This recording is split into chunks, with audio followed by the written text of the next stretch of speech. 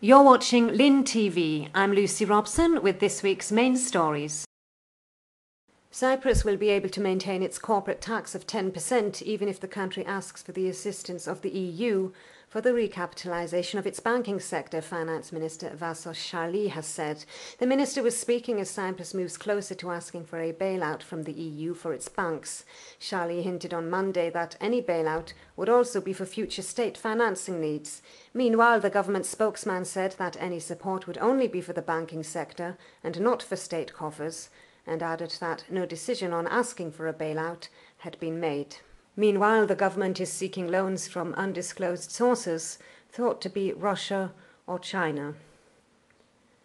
And a 27-year-old woman is in critical condition in Nicosia General Hospital after drinking lanite poison, thinking it was a diet drink powder. Witnesses say that the woman drank the poison, then lost consciousness at a beauty salon. However, police are still investigating the possibility that someone planted the poison in the drink. And twice-weekly flights connecting Beirut with Paphos are starting next month after years of negotiation between tourism companies and bodies in the two countries. A charter service will start on July 13th after a Lebanese tour operator pushed to intensify discussions from March this year. A camera crew from MTV Lebanon was in Paphos this week, filming spots of local interest for a travel feature which will be broadcast at the end of this month ahead of the flight launch date. And last weekend, 120 tourist agents visited Paphos and were guided around key attractions. The service will run until mid-September. And the committee behind the International Festival of Ancient Greek Drama, which takes place annually in the summer, has announced details about this year's programme and participating companies ahead of the start of the event in early July.